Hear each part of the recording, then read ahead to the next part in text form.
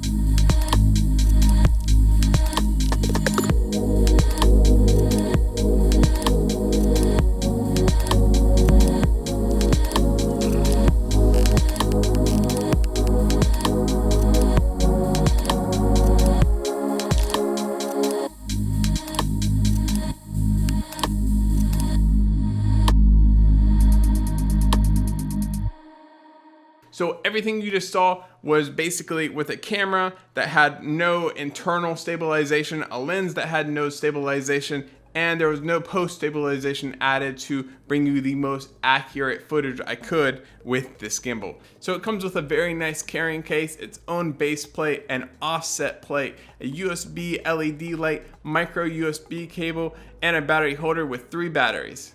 So the battery life is actually pretty good. I started shooting one day at 7 a.m. and I shot all the way to 3 p.m.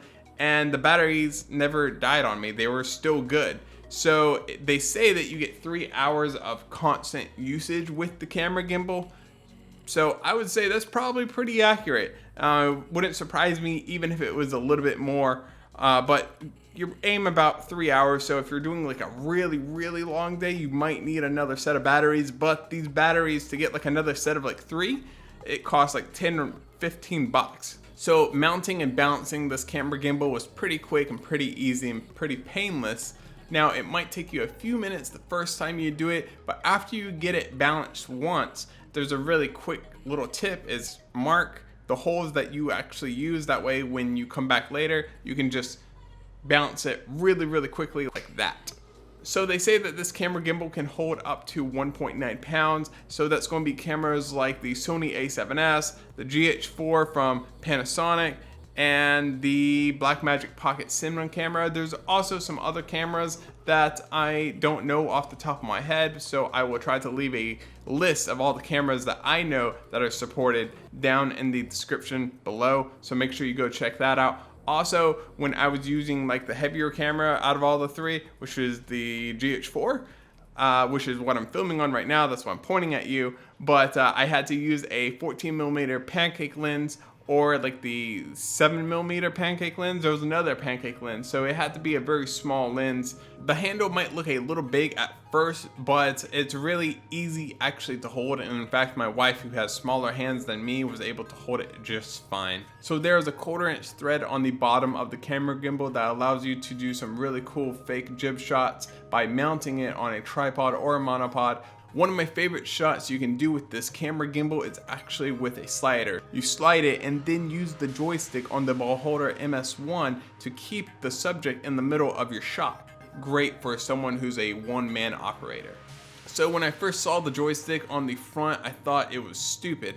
I thought that it would make a lot more sense for it to be on the back where my thumb can actually access it. But after using the joystick for about 30 minutes, it felt very natural, had no problems controlling it.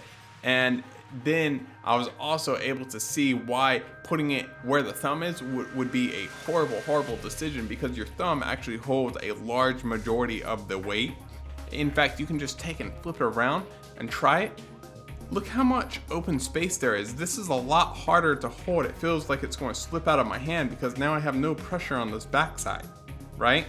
Where versus the front, where you already have 4 fingers clamping down, you just take one and move it up.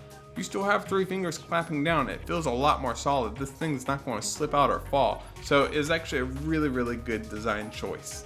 If you click the joystick in, it changes modes. So you have 2 modes on this. You have follow mode, which is what its basically default setting is. Then you have what I'm going to call still mode, where the camera doesn't follow your movements, it just stays centered. Both modes have their place, and I found both actually being really useful. Also, if you hold the joystick for 3 seconds, it will recalibrate it. You can also use cameras upside down on this gimbal, but before you do so, you have to switch into a 3rd mode. I'm going to call this mode upside down mode. It's probably not the technical term, but that's what I'm going to call it. To enter this mode, first turn off your camera gimbal, flip the camera gimbal upside down so your camera is upside down, and then locate the very tiny silver button that's going to be under the mounting plate for the camera. Turn the camera gimbal on and then double click it. So right next to that button, there is a hidden mini USB port that will allow you to install your own profiles. So I think I'm going to dedicate a whole video to installing your own profiles, along with some other advanced features that you can do with this camera gimbal, and maybe even a video basically on how to walk with a camera gimbal, because I see a lot of videos of people walking with these that don't know what they're doing. There is a micro USB port that currently does not do anything, but I have a good idea what it's going to be used for in the future. Last, there is a normal USB port for a light, like a tiny light. Oh, I don't understand what it's for. I've used it, I tried to use it at night. It didn't make a difference. Maybe if I was in a pitch black like cave spelunking under the earth where there is no light whatsoever, then yeah, it would be useful. I'd be able to see the functions on my camera.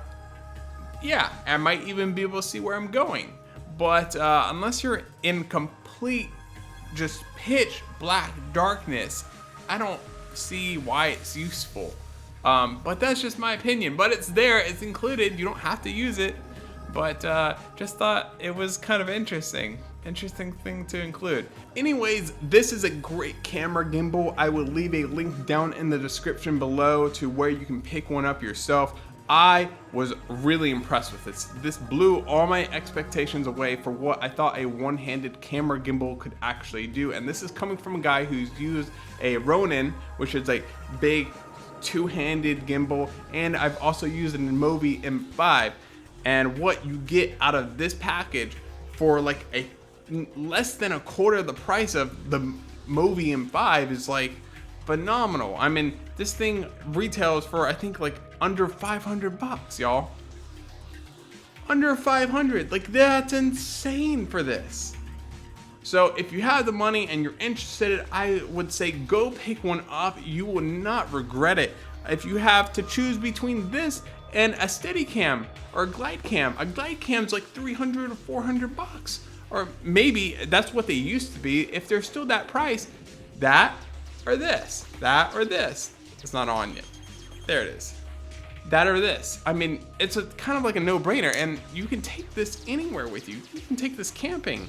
Also, I want to give a huge shout out to Laura Craft, who came out and rode her motorcycle around for this review. I will leave a link down in the description to her Instagram. Anyways, that's all. If you like the video, like it. If you dislike it, so be it. I don't know why you watched it all the way to the end, but you did.